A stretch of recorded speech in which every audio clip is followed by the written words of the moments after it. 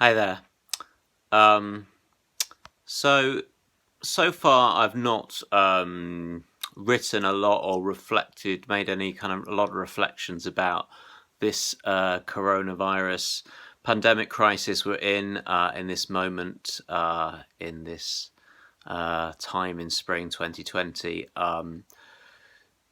Because I think I don't want to make pronouncements about what this all means. What the greater kind of meaning of this moment is, because I don't think we know yet what the greater meaning of this is in this moment. So I don't want to kind of say much about that. I do want to kind of talk about what this moment feels like and what it feels like for some of us, or for many of us. And what I want to kind of talk about in this moment, just for a few minutes, is being useless. I want to talk about being useless. I want to talk about the fact that you're useless, right? Not all of you, not everyone in this moment is useless, but I think many of us are kind of feeling useless in this moment, and we want to be useful, right? I know someone who's signed up to serve at a food bank at this time, and they signed up for it, and they've not yet been asked to volunteer because they have more volunteers than they need in this moment. So actually, they want to be useful, but actually, they've not yet been called upon to be useful. Uh, and I think that's true I think the thousands, the millions that signed up to volunteer for the NHS, that want to do something in this moment, that want to be useful in this moment. And how many of those people actually haven't been signed up to do anything yet? Because actually, there's more volunteers, there's more people who want to be useful, so have volunteered, than there are actually things that need doing, right? That's true. Like, for me, I've given my phone number to a couple of streets in my neighbourhood here in Cardiff, and to help people out if necessary. And in however many weeks it's been, 5 6 weeks at this point, I've been called upon once to get someone's prescription, right? And I would be happy to do like that every day. Like, that would keep me busy. That would make me useful if someone called upon me to collect their prescription every single day. Like, God, man, I want that to happen. But it's not happened because actually it's not needed, right? It's not needed as much as we want it to be needed, as much as we want to be needed. And I think that's the point, really, because although like being useful is like a really good thing, it's not a bad thing. I think it can come from a place within us about needing to feel useful. And I think that's the important thing, that it can come from an almost negative place in that we don't want to feel useless. Now, not all of us are useless in this moment. Those people who are key workers in the NHS are like working really, really hard in this moment. Some of us are working really hard in this moment. But for those of us who can't, who aren't able to do as much as they would like, and find themselves with more time on their hands, like, there's this feeling of that you're useless.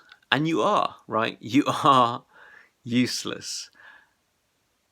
And I think the point is that we actually need to embrace that. We actually need to embrace the point that we're useless.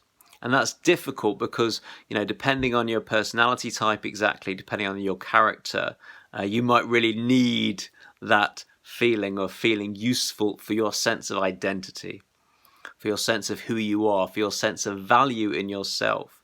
You need to feel, I'm being useful, right? And that's partly a character thing, and that's partly the economic system that we're a part of makes us derive our sense of humanness, our sense of identity, our sense of value from the work that we do, from that sense of feeling useful. And so I think actually this is a moment for some of us, to embrace the fact that you're not useful. Like, there's actually nothing you can do in this moment. Um, you're useless, and that's okay. That's okay that you're useless. The spiritual path that I follow, the role model that I work within, is to look to Jesus, who shows me the pathway of being a human being, right?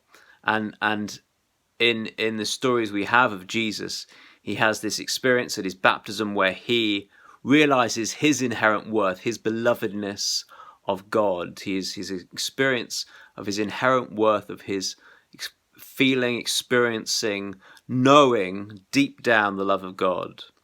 And God says, I'm pleased with you in that moment. And then Jesus goes to a moment, to a time of stillness, to retreat, to going into the wilderness, to doing nothing, just praying. And only then does he do the work that he does. He does his teaching, and he's walking around the countryside and all of that. But that comes at the end of the process, but the beginning of the process, he experiences his belovedness, and that this message, as it says in the stories, with you I'm well pleased. But that voice of the divine saying I'm well pleased with you is not because of something Jesus has done, because he hasn't done anything yet. It's because of who he is. And so I think we need to understand who we are. Our inherent humanness, our inherent identity does not depend on being useful. As much as we sometimes might want to be useful, and as much as that's not like a bad thing, that it's good to give our time and our talents and our treasure to help other people, our deep identity, our sacred worth, our humanness, our soul, our identity as beloved children of God does not depend on how useful we are. And the hard work, the hard spiritual work that many of us might be called to do in this moment is just to sit in the fact that you are useless, and that's okay. That you are useless and your worth doesn't depend on that. You are useless, and yet you are a divine being of inherent worth. And it may be that truth that this moment is an invitation into.